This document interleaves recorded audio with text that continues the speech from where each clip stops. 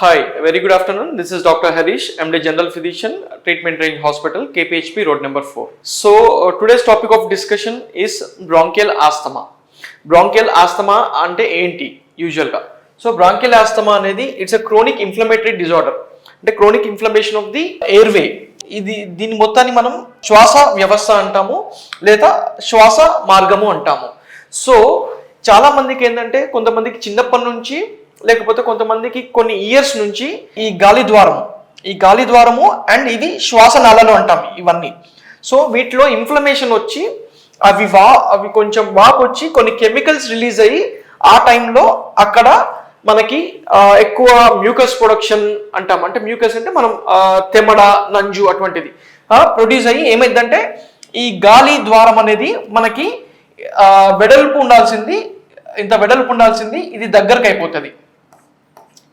So దానివల్ల మనకి కొన్ని ఇబ్బందులు వస్తాయి.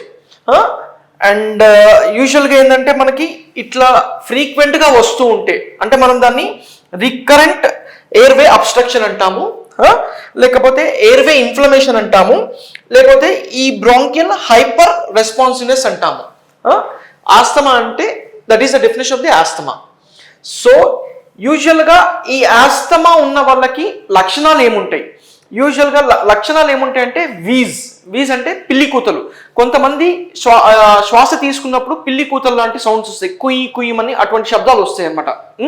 ఇంకో కొంతమందికి అంటే ఆయాసం ఉంటుంది, అండ్ ఇంకొంతమందికి ఏంటంటే దగ్గు, కొంతమందికి ఏంటంటే ఛాతి మధ్య భాగంలో టైట్నెస్ లేకపోతే ఛాతి నొప్పి. ఇవి ఆస్తమా యొక్క లక్షణాలు.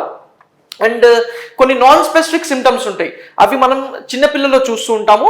యూజువల్గా వాళ్ళకి ఏంటంటే సైనసైటిస్ అనే ప్రాబ్లం ఫ్రీక్వెంట్గా వస్తూ ఉంటుంది, బ్రాంకైటిస్ అంటాము.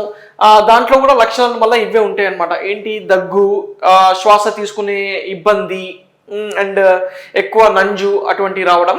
సో అటువంటివి అవన్నీ లక్షణాలు అనమాట ఆస్తమాలో. మనం ఆస్తమాని ఎలా గుర్తించాలనే దానికి ఈ లక్షణాలు ఉంటే మీరు మీ దగ్గరలో ఉన్న డాక్టర్ దగ్గరికి వెళ్తే తను చూసి ట్రీట్మెంట్ ఇస్తారు. దానికి ఏం ట్రీట్మెంట్ ఇవ్వాలి అండ్ అది ఎందుకు వస్తుందనేది చూసి దానికి తగ్గట్టు ట్రీట్మెంట్ ఇస్తారు అండ్ మీకు కౌన్సిలింగ్ ఇస్తారు. అంటే ఎలా ప్రవర్తించాలి, ఎలా ఉండాలి, మన చుట్టుపక్కల పరిసరాలు ఎలా పెట్టుకోవాలనేది మీకు మీ డాక్టర్ కౌన్సిలింగ్ ఇచ్చి మీకు నీట్గా చెప్తారు, ఎక్స్ప్లెయిన్ చేస్తారు. Thank you.